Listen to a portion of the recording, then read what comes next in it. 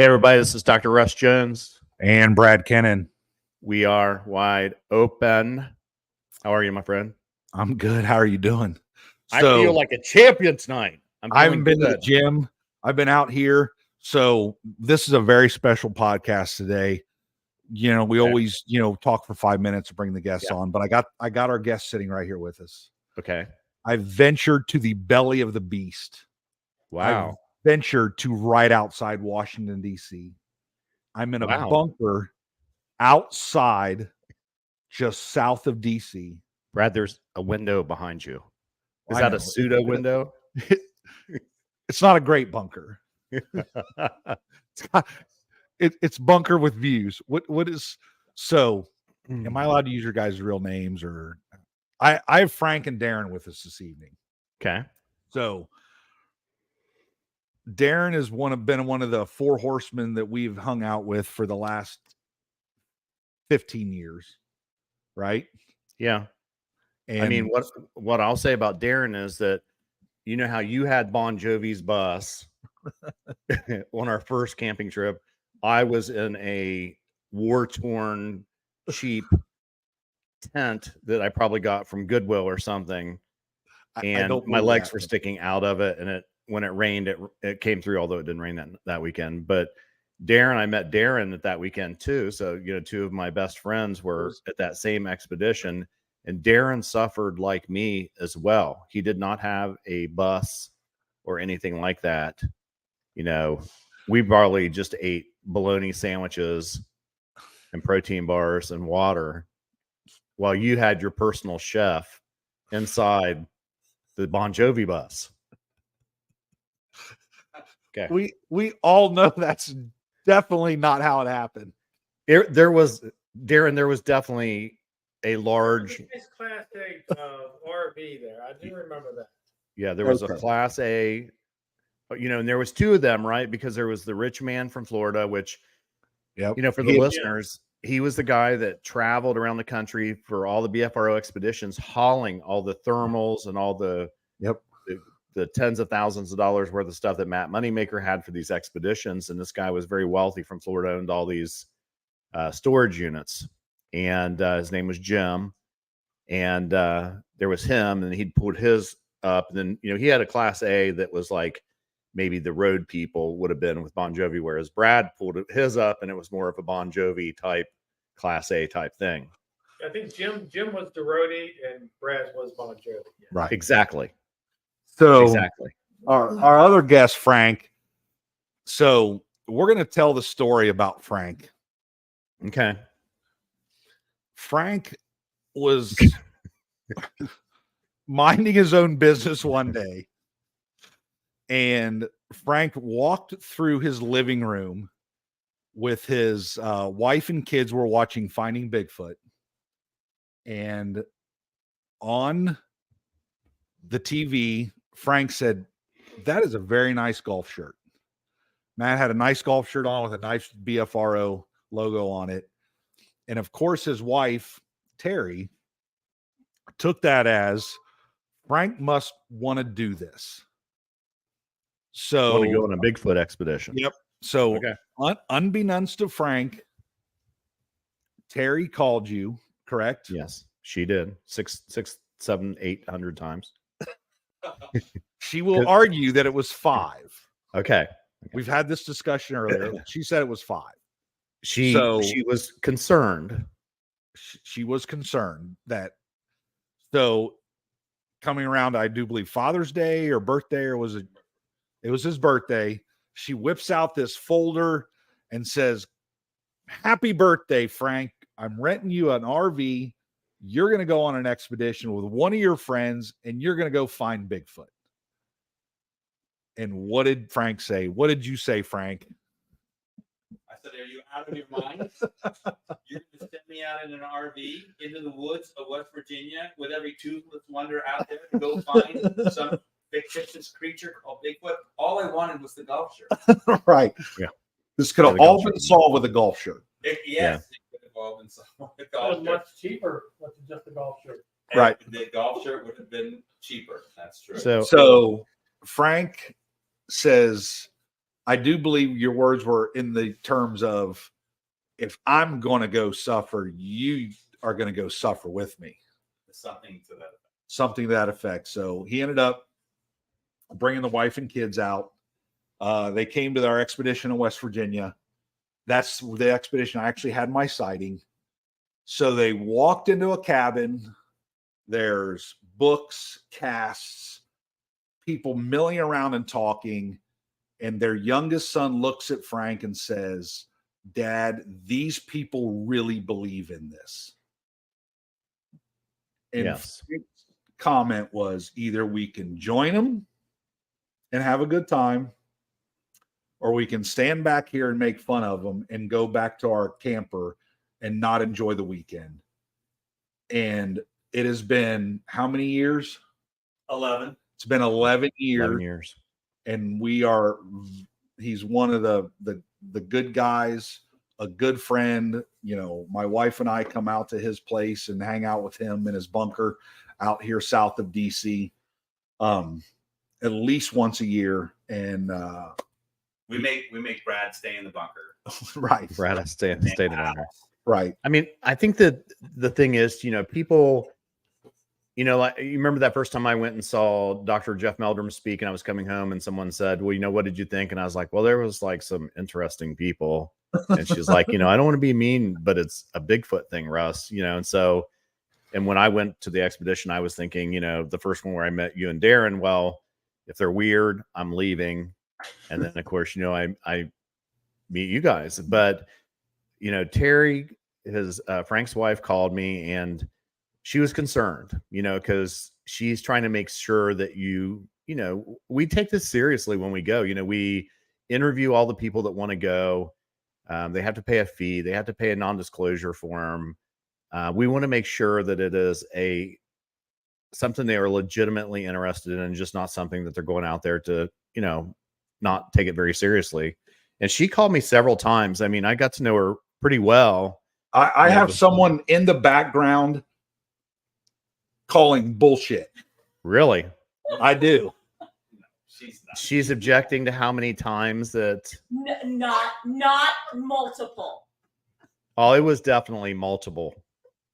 It was definitely multiple. Maybe not, you know, multiple contacts. It might have been through emails or something else. I don't think 11 years ago any of us really It texted. was a couple phone calls. It was Okay. She says a couple phone calls. Yeah, she'll give you that. Yeah. But you had to block her. I know you had to block her on email. Yeah, I had to block her just to do it. I mean, the way I remember it too, you know, I remember them being very hesitant. I mean, you know, it was clear that, you know, Frank had an interest in this since he was young. And then when they showed up, you know, I mean, like, out of the blue, he's getting an RV, which, you know, I mean, like, none of us know how to use that, right? So his wife gets him an RV. He's driving this RV through these mountains of West Virginia, curvy roads. It's horrible. And, you know, but they got there, and I think everybody kind of helped get him set up. But, you know, after I think the first day, then we just all felt like that his wife, Terry, should be with us, that she should go at night and go out in the woods with us as well. Yes. And the wine was calling her, but the second night we got her away from the wine. Well, because it was after the first night when we had the action and the home run knock, she saw the enthusiasm and their voices were heard, and she wanted to go out and see for herself. So that was Frank's very first introduction. The first night we went out, right? Right. Camp 70 Road. I was there. You were there. We were all there. And typical BFRO expedition. Right. So 30, 40 people. Yep. So go ahead, Frank. Well, I remember we got to the end of Camp 70 Road and we split the group up in two. Right. And Russ was leading a group up the side of the hill, and I forget who was leading the group down along the river. That was you. And I remember halfway up the hill, Russ, and I'll leave names out of it. Russ said to me, "Hey Frank, can you do me a favor? Keep an eye on this one woman. She tends to wander off." And I'm thinking to myself, really? You want me? This is my first time out in the woods doing this, and you want me to keep an eye on this lady? Yeah, I'll tell you what. It wasn't 5 minutes later, she was gone. I had no idea where she was. I was like a little kid pulling on Russ's coat. Dr. Jones? And that lady told me to watch, she's gone. I don't know where she is. I don't want the listeners to think that if they go on an expedition with any of us, that we're necessarily going to lose people, in national forest at dark That's true. in Bigfoot territory. We believe she was former Spatsna anyway, so she could handle herself in the woods. She was very experienced, but I just Right. thought it was kind of funny that Russ had asked me. Anyway, on our way back, about 2:30 in the morning, we had that home run knock. I mean, it was so close to us, Russ. I mean, Yes. we almost fell down. My It youngest was son very loud. was very, very loud and very close. I spent a lot of time in the woods as a kid, and I never heard anything like that ever. And then fortunately, we had the thermals there. We had a chance to use those to try and locate what had made the sound. We didn't have any luck, Right. but that was the first thing. And I remember Patrick and I getting back to the RV where Terry was, and she wanted to hear all about it. But I mean, I didn't have any idea that I would have that kind of a story to tell her. Right. And then the next night got even better. Right. And with your sighting. Yep. And Now, then Frank, how far was that knock from you on the first night? it's hard to tell in the dark, but Yeah. my guess it couldn't have been many more than 50 feet. So that's crazy, isn't it? I mean, It was and, loud. and people hear, the knocks, and of course, we're not sure whether it's a hand clap or it's a mouth pop or it's they're hand slapping a tree or they're hitting something against a tree. But when you hear something so loud that's 50 feet from you, that that's just not a natural sound in the woods. I mean, it's eye-opening. It was for me. So I had my sighting the next night through the thermal. And There then was 4 of you that had sighting. four of us, we passed the thermal back and forth and had the sighting, which I've talked about that several times on here. But was it the next night you had a camper incident too, didn't you? So that was actually Sunday morning. Okay. So Saturday Night. night we were out, and you remember we were up on the side of the ravine. We heard those howls, and Patrick had something growling, and it was every night we were having some activity that was significant and notable. About 3:00 Sunday morning, Terry and Patrick and I are in the camper. So we're talking not a small camper. We're It was a talking Class C camper. it was a Class C, meaning 37 feet long. it has multiple slides. It has a van front, so it's not a flat front. It is a van front. So you do have to jack it up. You do have to stabilize this thing. So it's not easy to move. No, it's not easy to move. Correct. But the camper was shoved probably, I'd say, at least 15 to 20 degrees off level. One shove, and it was so much that I almost fell out of bed. Jerry and I almost fell out of bed. Patrick was in the bed above the cab. Mhm. He came jumping down off of that, thinking that somehow we had rocked the camper. There was no way. I mean, if 4 or 5 men had tried to push the camper, they could not have moved it the way it was moved. And I have absolutely no explanation for that, but it just sort of added to the excitement this whole weekend. That's Right. sort of like the cherry on top of a Sunday. Right. Yeah. I mean, that's pretty wild. Hey, before we go on, let me tell the listeners, I mean, a lot of times when people are going on these expeditions, they think that, people are randomly choosing where to go. But Darren and I, for probably, I don't know how many years, for many years, we were meeting many times a year in the middle of the week. And we would go to a lot of different places where we would camp one night, go out in the woods, walk around, listen. If there was somebody to interview, look at old reports. And then we would sometimes after one night, we'd pack up and go to another place. And so we were at this location just based on Darren and I had been there. Gosh, I don't know how many times, we had been there just before the expedition we chose it. I mean, many times. Probably half a dozen times. per minute. So a lot of times people think, you're getting rich on these expeditions because, at that point, I think we were charging like $300 or something. Now it may be $400 or $500. I don't know. But I mean, him and I were out there a couple different times. One time we found a flat rock about the size of maybe a desk or a car hood or something like that, and there was a bunch of beech nuts on top of it, and there was a smaller rock. Something had been breaking those beech nuts. So what in the woods would use a tool or an implement, to break those beech nuts up? And then him and I had heard in that exact area where we were taking people, and then we'll hear something happen later. We had heard a rock clack in that area, which is, apparently when a Bigfoot will come and bang two rocks together or whatever. But Darren and I had spent, probably thousands of dollars just in our time and money and gas and all the food and stuff, just choosing a place. Right. So, if any of you guys watch Finding Bigfoot, this is the Darren Pavernick that his claim to fame was on Finding Bigfoot, and they misspelled his name horribly wrong. Throw everybody off the trail. Right. So he's trying to be low key.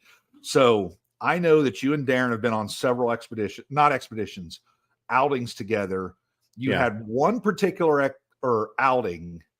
I do believe it was was it Zaleski or was it Plum Orchard? So, Darren, you want us to tell us about that? Let's scoot him up a little bit. Here. This is my favorite Russ Jones story when we were at Plum Orchard, which is Russ had got a really good report outside of the park. There's been some history down that area. Where's Plum Orchard at? What state? West Virginia, southern West Virginia. Okay. How far outside of Beckley, Oak Hill is Plum Orchard?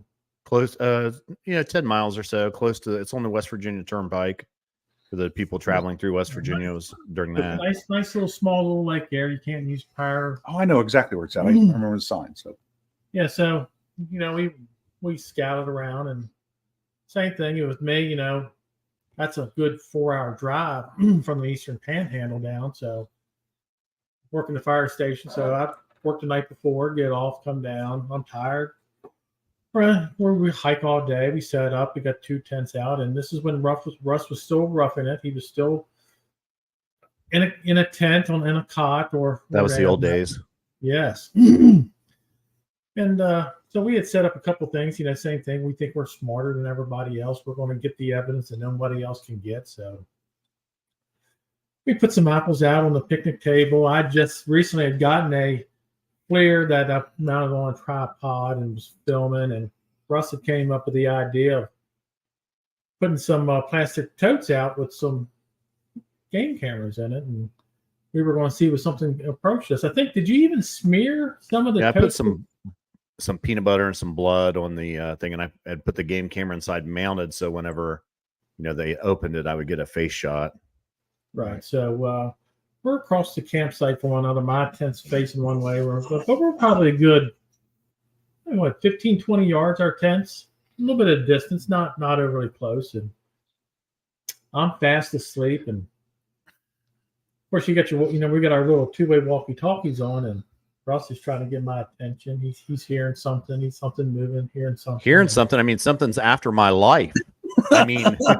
That's one of the worst, scariest sounds that I've had in my life. I had a large pistol on my chest, listening to something salivating and drooling as it was preparing its death march to my tent after it had licked all the blood and stuff off the thing. And you're over there not able to help me. Well, when I do, waking up after this teenage girl screaming, which I thought was a teenage girl screaming. Yeah, I opened my tent up, and Russ is in some sort of special ops move with his gun out, serving the area. But the interesting thing in that whole scenario is this has never happened anymore with this DVR recorder. Is my truck was parked down a ways from the campsite, looking at our 2 tents and had good coverage. So we had some sort of activity, and we had a H2 cam on the picnic table. So next morning, of course, I get my thing, and the DVR says no input, no foul. It did not, like something erased the video. Never happened before, but talked to several other researchers, and it's when they've had some activity, they had the same thing. No input, no foul, can't be found. It's encrypted, like you can't recover it. And I've taken that DVR, still there. I still got the DVR. It's still no input found. It's weird, but the interesting thing is that I had this recorder, and I think that we left apples, like a can off, and this recorder sitting there, and you hear something go, and you hear the can off being set back down. And of course, you don't listen to this until several days after time you go back through. So quite an interesting experience, but I'll never forget the day I died. Russ and his one knee down, surveying the whole campsite. Well, listen, Because one of us had to save our lives. Some raccoon pushed on the explosive coupons.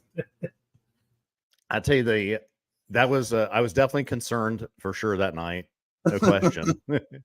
Another time, Darren and I when we were doing research for that expedition, we were up in the Canaan Valley Wildlife Refuge area, which is the largest wetland at high elevation in the eastern United States, and there's a river that runs sleepily through it with there's some trails that go along, but not very many. And of course, him and I are out there in the middle of the week. Both our schedules allowed us to do it. So we're in a remote location. We drive back 6 miles to a dead end road. There's nobody there. Then we walk a couple miles back into this place farther. And we got back there and something whistled at us, and not like, a bird whistle. Of course, not a lot of birds are whistling at night anyways, but it was more like a human whistle. I didn't say anything. And Darren said, "Did you hear that whistle?" I said, "Yeah, I heard it."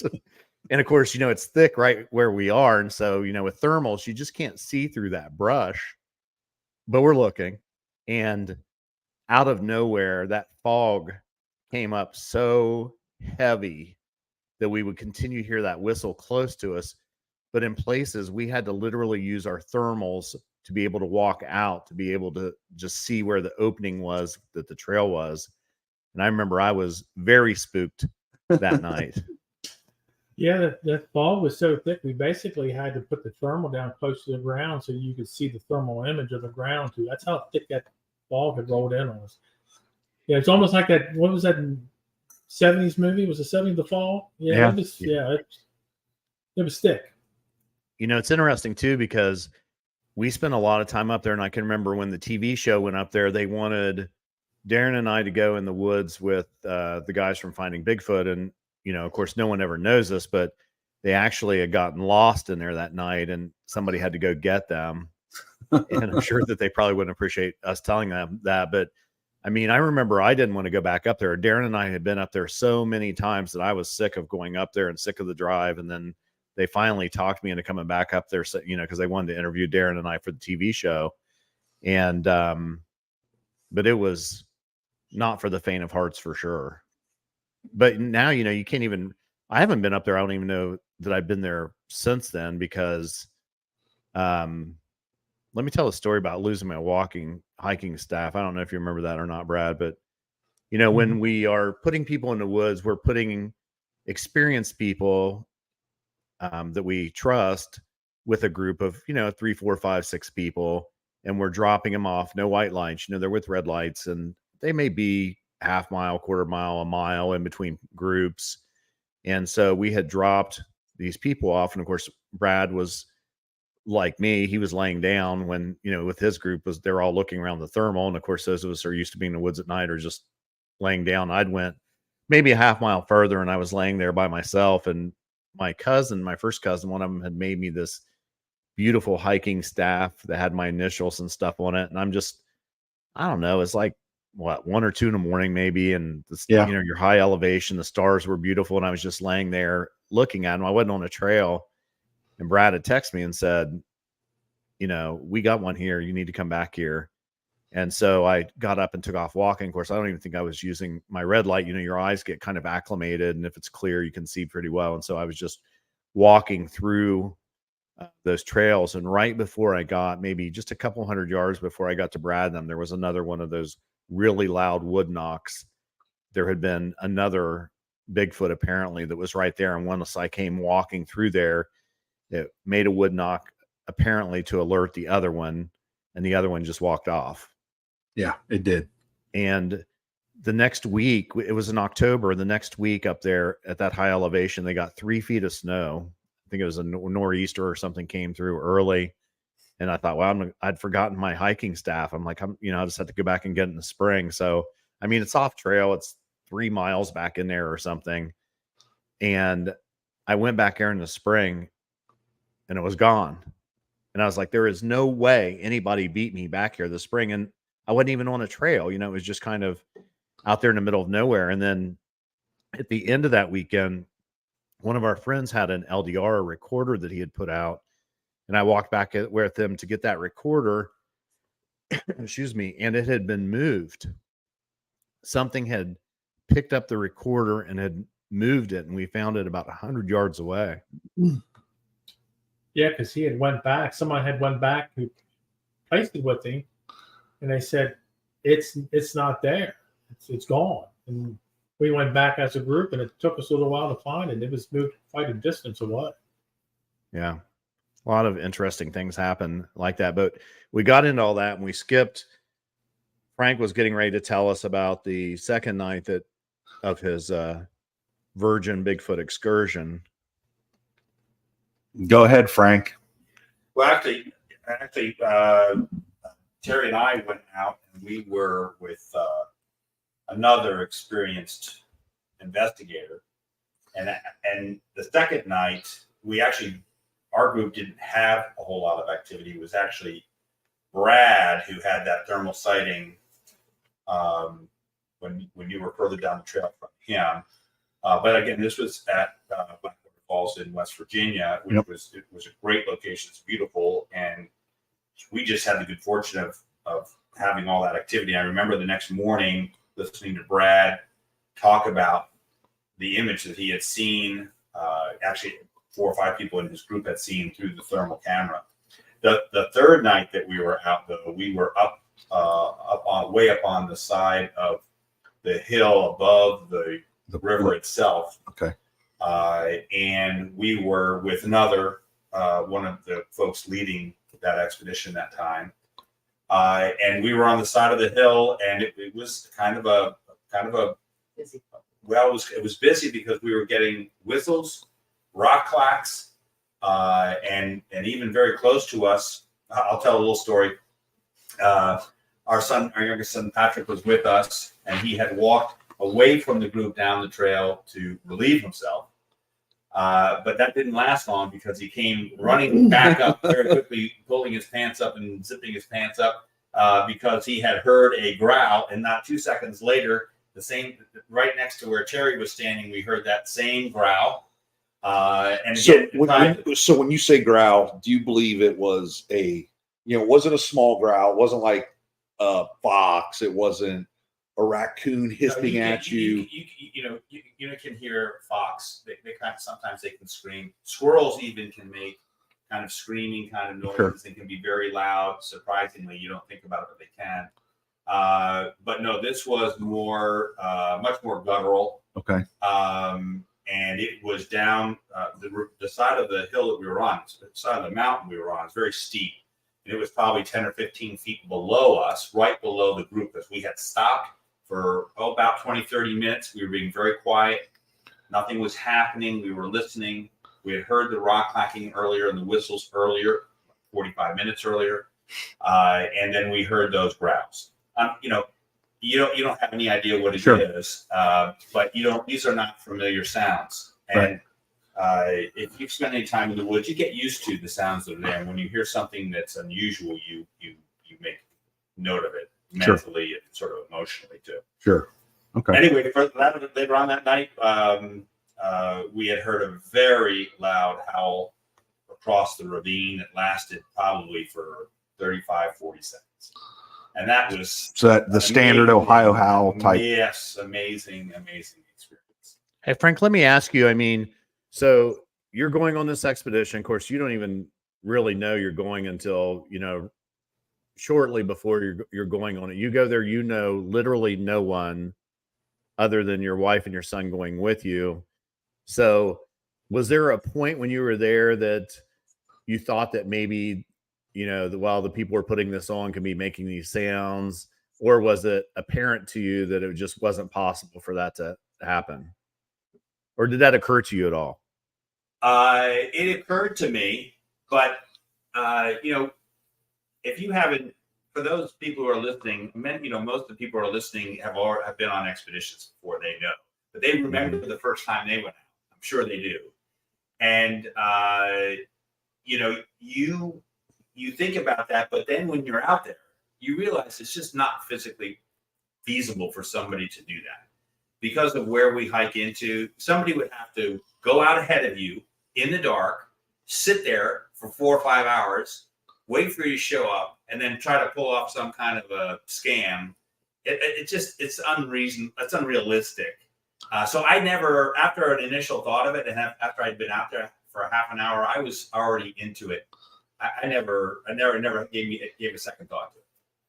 So prior to the expedition, did you believe in Bigfoot, or what did you think? No, absolutely not. You did not. You were just interested in it.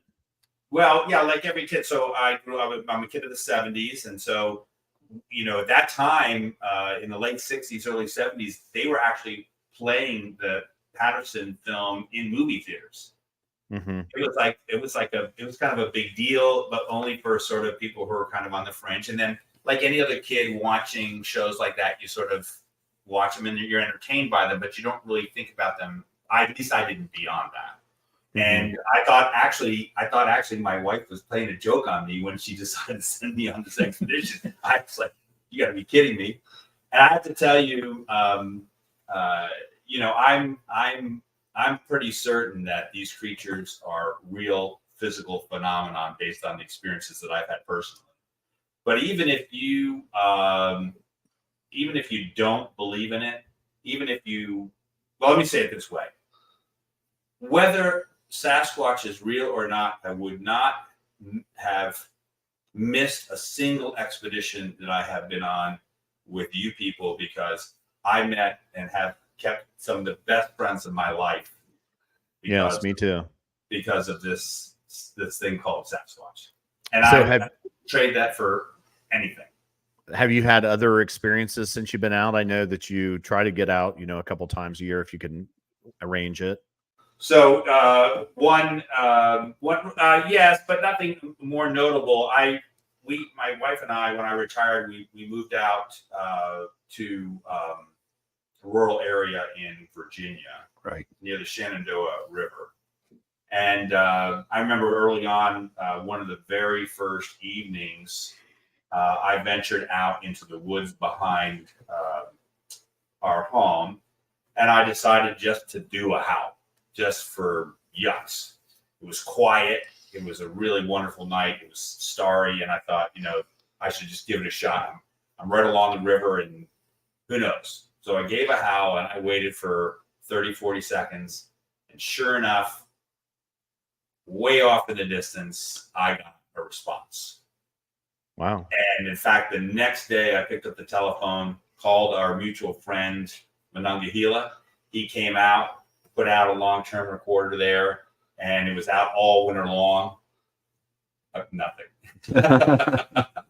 Yeah, it's probably just moving through. It could have been, who knows, right? But you get these little glimpses. It's kind of like today I had the pleasure of playing golf with Brad, and we went out, and I'm not a very good golfer, but we were commenting to each other that the game is very frustrating, but you hit just enough good shots. Yeah. Or you hit just that one good shot that keeps you coming back, and so you can go a long time without having any kind of activity or experience, but you just have that one, and you go, son of a gun. Yeah, and that's the truth. And it draws you right back in. That's it's just like you're a little kid, and it's great. So your wife Terry, she was there when the growl happened. Later, did that open her mind? I'm sure that she probably really hadn't even considered Bigfoot anything, up until you saw the TV show or whatever. Yeah, I mean, but she had also heard the whistles and the rock clacking.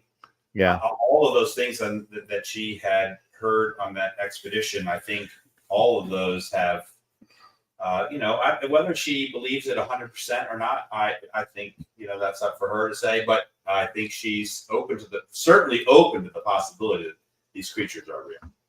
Right. So Darren, you've been out a lot.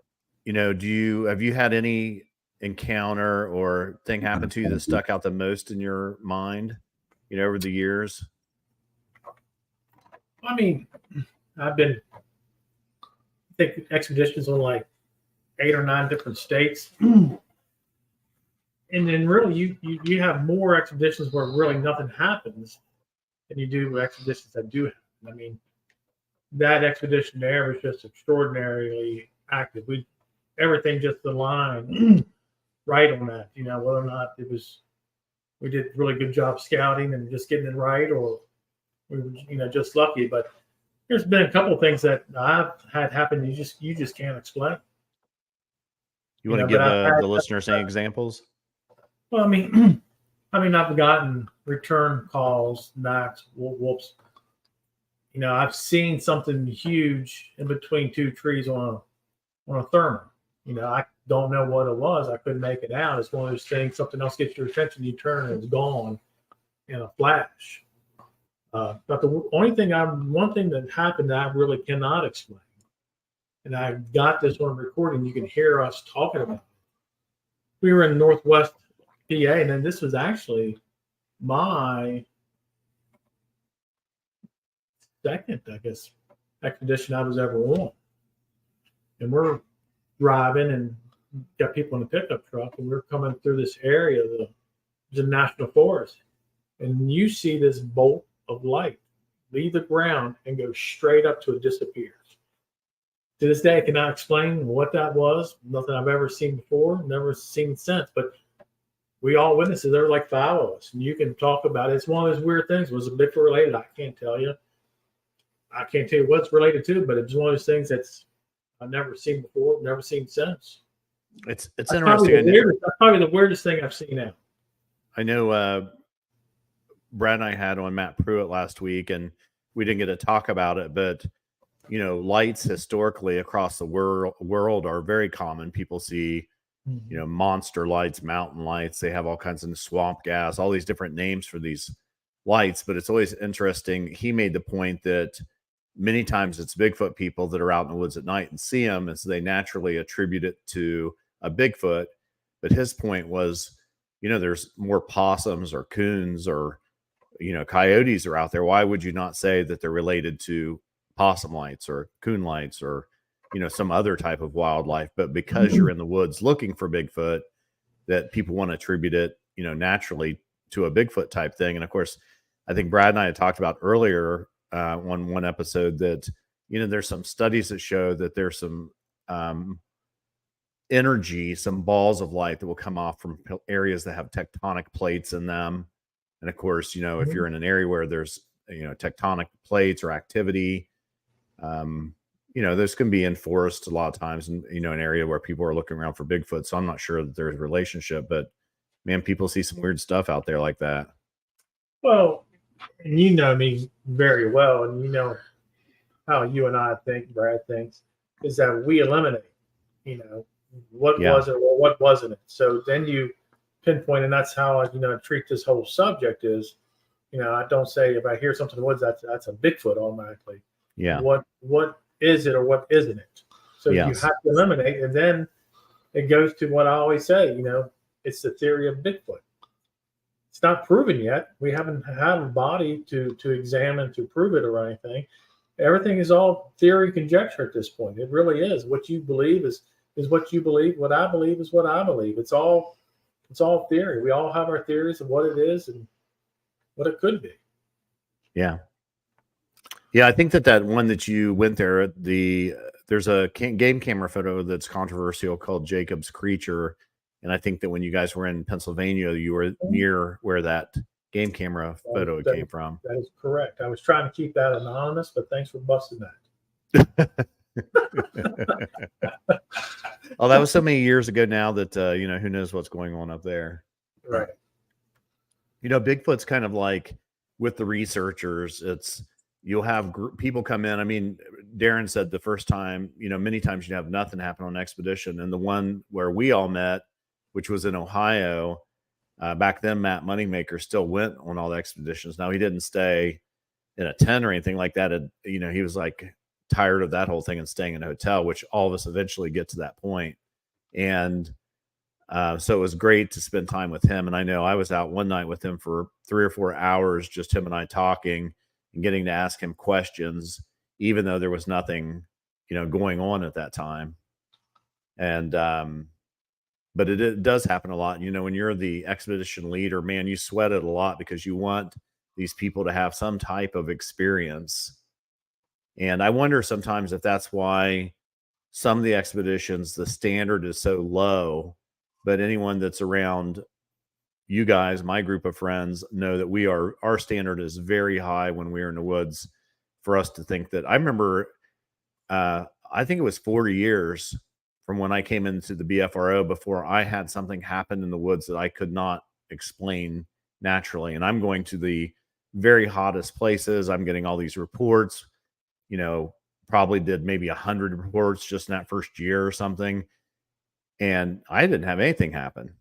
I mean, it's a rare animal. And so, a lot of times people will have a sighting and, they'll say, I remember one guy here, last year had a sighting and he got to, cast some footprints. And I spent a day with him looking around the place and we found another footprint and cast it. And he said he was starting a YouTube channel and going to get like a bus and tour around and do all this stuff. But, it sounds good. But the reality is, these are very rare animals. And, people say, well, how many do you think there are? And, I always guess based on the numbers, carrying capacity and what we need for reproduction, maybe 4,000 to 20,000 in North America. And that's, United States and Canada. And then you start adding in, breaking it apart by states and thinking, maybe Ohio would have, 100 and 125. West Virginia is 150 to 225. And, you're coming up those numbers based on in each state, the reports historically, or the number of bears divided by 68, or, figuring one bear for one Bigfoot for each bear. It's just an estimate, just everybody guessing. But essentially, you're thinking that, like here in West Virginia, there's 55 counties, and I think there's roughly a family group and, kind of in a county kind of thing. And, it's rare to be able to even bump into these things. Right. I was out 4 times last week and, everybody said, you hear anything? I'm like, no. Although Saturday I did run into a rattlesnake, which was a little exciting. Big or little? It had 9, I was maybe 5 feet from it, but it looked like it had about 9 rattles, which I guess they get one for about each year. But it kind of slipped my mind that, in Appalachia, we haven't had a lot of rain in the last few weeks. And so the snakes are kind of moving into these hollows where there's some streams and springs. And it wasn't coiled. It was laying out flat. And I had never seen another person, anything in this area, this one particular area. I've worked in it for over a year now. And that particular day, I was getting one of my cameras, which reminds me, I haven't looked at the pictures yet, but I heard a noise, and you pay attention to any noise that's not natural. And so I heard a noise that was not natural. And in my mind, I said, it sounded kind of like if someone missed a pedal on their bike, kind of that sound when you're trying to catch your pedal. And sure enough, about 5 minutes later, I see this mountain biker in the distance, on this kind of trail that's really not used for anything like that at all. Well, when I was coming out off the mountain and dropped down, shade had already ran over the snake. And the snake didn't react at all. And I just saw it when I was about 5 feet from it and stopped and was just walking around it to leave. And here comes that mountain biker. And I screamed at him and he stopped and slammed on his brakes and said, where's it at? Where's it at? And I'm like, it's right under your tire, man. He was 6 inches from it. And yeah, he told me, so if you weren't there, I probably would have seen it if I was doing it. I was like, yeah, probably not. But I've only seen 2 rattlesnakes in the last 4 years. Shade walked over both of them. And there's got to guess be way more rattlesnakes out there than Bigfoot. So you just don't see a lot of snakes in the woods. You know, I mean, I'm conscious of when I'm stepping over logs. You know, I step on top of the log and, you know, that type of thing. I pay attention to it. But, they're trying to avoid us too. I remember when we were, right now is the dog days of summer. So in the dog days, the snakes are shedding their skin. So a lot of times they can't see that well. So a lot of times they'll strike. But, rattlesnakes are cognizant of that their venom is how they eat and how they're protected. And so they try not to strike. And, this one is, I was thinking, gee, Christmas, did I ever seen a person before? Because like I said, there's a couple of people standing there and it's not coiling. It's not rattling. It's not doing anything. The ones I'd seen before, well, I guess the last one I saw was not rattling either. But, in the past, I'd heard some rattle and never seen the snake. But the copperheads, they're grouchy and they'll strike. But in snake class, a lot of times they're even running and trying to get away from you too. It's just not that common to see a snake. People see them on the road or, maybe if they're messing around with the creek. But, none of us want to see them. But if it's that one thing, if somebody said, hey, there's going to be a snake up here 25 feet in front of you on the left, it wouldn't be so scary. But, you just see one and it totally freaks you out because you're not anticipating it. Right. So we have a couple people in the peanut gallery this evening. Okay. That are sitting off camera and watching. Some are believers, some are non-believers, possibly. And I didn't know if that non-believer had any questions that they would like to ask or any comments. Man, that's a lot of pressure to put on somebody. Right. So what would it take to make you believe? Sighting. Okay. So she would want a Audio? personal sighting. So she said sighting. That's what it would take on a personal level. So, yeah. Expedition just to hear the noises. Okay. All right. Have the experience, but it would take a sighting too. Okay. Probably. So For most people, I think. yeah. So she's saying, noises are great. They are somewhat believable, but not the piece of evidence that it will take to make a non-believer a believer. Yeah. Compelling, but not confirming or right. Not foolproof. Okay. Correct. Okay. I mean, that seems reasonable. I mean, what would it be to, Frank or Darren? I mean, to you guys, what is the thing that's the most troubling, about Bigfoot? Is it that we don't have a body or we don't have better pictures? Is there anything in particular that bothers you guys about the whole Bigfoot thing? Well, there are pictures. Patterson Gimlin, I still say it is genuine, and we've heard firsthand accounts from Bob Gimlin himself. We've had that where we got to sit with him for well over an hour for him, just listen to him talk, and we've been able ask to questions ask questions and story consistent through the years. I mean, I know you had breakfast with him. Yeah. So, we've had pictures. We've had not so many pictures, but I think for science and society, we're going to need that body. I think we need something that people can see. Somebody to study. I think that's for it to be accepted by mainstream science. It comes down to a body. I mean, for me personally, I've never had a Class A experience. I would love to have one. I've interviewed and talked to enough people just like you that I'm a believer without seeing. So for me, seeing one is just a plus. It just kind of confines what I already believe. But I'm a believer without that, just because of the evidence of what I've heard, the stories and interviews that we've done with people. There's just too much evidence. It's too vast of an area for one person to be out hoaxing on. Mm-hmm. Go ahead, Frank. I was just say, what about you, Frank?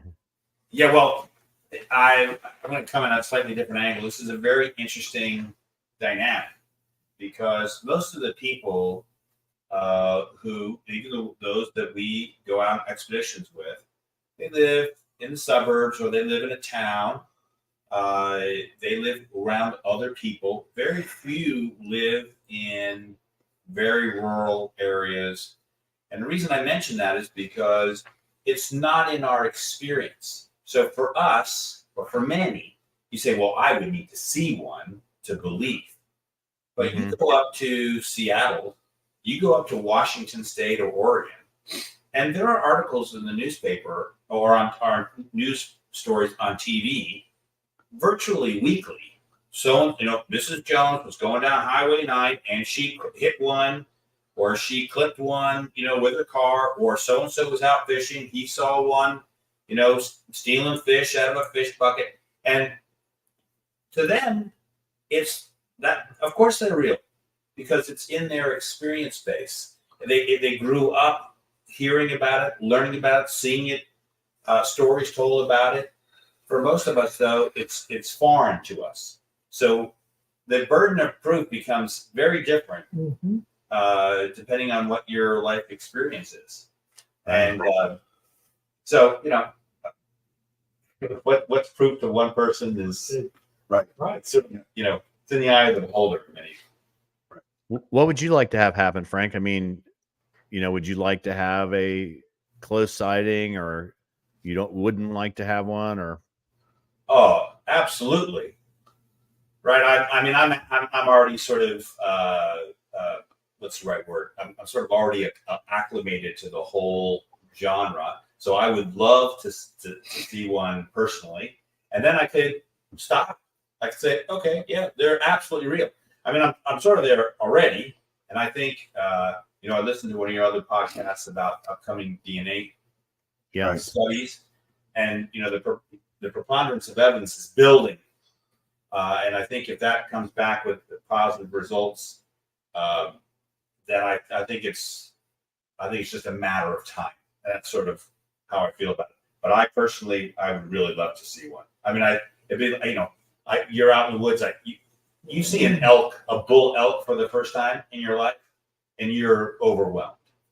You see a black bear in the Adirondack Mountains for the first time in your life, and it's overwhelming experience, because I can remember both of those in my own life, and they were powerful experiences. You don't really realize it. You don't get any sense of it on TV. You can see them on TV, but until you see them personally, you don't really understand. So I'd love to. They're not coming out of the TV and hurting you. Nope. But that bull elk can change its mind in a nanosecond, right? Absolutely. One of the things I always find interesting right now is, I won't say the name of the virus that have been around the last few years, because Brad and I always get in trouble about every other week for something. So I'll avoid that topic. But it made me think about the public's ability to handle something that's perceived as being scary. And so it made me wonder whether, when Bigfoot is acknowledged, and it does seem like, it's winding down that way, however so slowly, whether or not the public is capable of handling the fact that there is something large and hairy that's in the forest. Are we going to have people, like before I would have never considered it prior to, that virus. But now I think that there's probably people that won't go into the woods if it's acknowledged and accepted, and it's on the news one night, and that's the 6 o'clock news, and everybody's talking about it for a week. Do you guys think that there would be people that would be fearful about going into the woods any longer? Oh, absolutely. But I think maybe you got another podcast item there. Is the government or the forestry companies suppressing evidence to keep forestry? There's a topic for you to discuss with somebody. So let's reference episode, I do believe, about 21, where we spent an hour talking about the government cover-up of Bigfoot, that Darren obviously does not listen to our podcast. So we had a person on here. I think it was episode 22. Say I literally built a tinfoil hat and I put it on the entire episode. And we talked about how the timber industry is keeping Bigfoot from being acknowledged. Hearst did it with marijuana, put the wackadoodle on the hemp plant and marijuana, and the government doesn't want it to happen, and the big timber doesn't want it to happen. And literally Frank couldn't cut down one of his trees that have been eaten by emerald ash borers out here because the government would say, well, that's Bigfoot habitat and you can't do that. Yeah. So anyway, It's something to really consider. You know, I mean, it's an interesting subject. I'm not sure what the answer is. That, you know, I've talked about that at length before. You know, I told you I didn't think it was something systemic because I don't think people can keep secrets that well. But right, you know, because patients are running in the room trying to tell you all these things that, you know, I mean, frankly, you could do a show just on what patients tell you tomorrow. You know, things that you don't want to know or whatever. So. Right. I don't know. I think it's interesting to consider whether or not that might be hard for people. You know, I do agree with you. So historically, I mean, we've never been in the woods less, right? I mean, I remember that news article talking about that. I mean, people are afraid of the dark. They're afraid of getting lost. They're afraid of animals. They're afraid of, you know, snakes. I mean, you know, people are afraid to be out there. It's not like, you know, our great grandparents, you know, they were familiar with the animals. Great grandparents and our great grandparents, you know, they all hunted. You know, they did things like that. And gosh, now it would be hard for, you know, most of our population to do anything like that. Right. Well, Their scooter, their Walmart scooter won't make it into the woods. Yeah. well, it's like we talked about. When people go out, they're not going off trail. Even your hunters aren't going any further than 100 yards, so they don't have to drag a deer that far. So Yeah. people or say they're out in the woods, but they're really not out in the woods. Right. Yeah. The animals are familiar with it. There's such a thing as Bigfoot. You know, it's been trained generationally, not only where the food is, but, you know, how to avoid people where people don't go. And that means on steep mountainsides where they'd have to go up or down something really steep. But even on the steepest of hills, most of the time there's little flats and, you know, things for stuff to be around. And I think that's most of the time where we're going to find them at. Right. Well, listen, I want to say thanks. You know, 3 of my best friends out there joining us for an episode. yeah, and you know, we had another guest that we had to move some time around, and I was out here, like I said, in this part of the country visiting Frank, and Darren came down and visited us this evening, and we had some pops and a couple burgers, and we said, well, I kind of roped him into this. I kind of dropped it on Darren before I didn't let him know before he got here. Besides 5 minutes prior to the podcast, I'm like, oh, by the way, come out to the bunker, and you're gonna be sitting here with me tonight. So, well, I really do appreciate it, and it's good to see you guys' faces. Frank on, so, all right, so the Bigfoot Doc on Twitter, thebigfootdoc.com. Yep. Like, subscribe. Yep. Do all that stuff. Wide Open Research on Instagram, wideopenresearch@gmail.com. And that's about it. You know, for the people that are watching, I was looking up there tonight. It's episode 50. Hard to believe that we've done 50 of these. Right. And so appreciate the people listening to us. Yeah, I was going to stop after about 20 episodes if it wasn't successful. And I'm just, you know, maybe after 100, I will. If it's not successful after 100, maybe I'll stop. So there you go.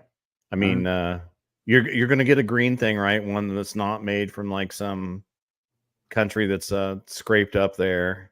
I mean, how would you go by each week without me giving you grief about? I mean, today it looks like you got tan, so I'm thinking that you went out there purposely golfing, trying to get sun on your face, just so I wouldn't call you, you know, pale face or. Right. No, my wife literally, we were outside. She's like, take your hat off, take your sunglasses off, so Russ will not make fun of you. You know, and call you albino or albinoism or whatever that is. Right. But anyway, I can tell you got some sun, but it's good to see you guys, and we appreciate everybody for listening. Yep. We're out.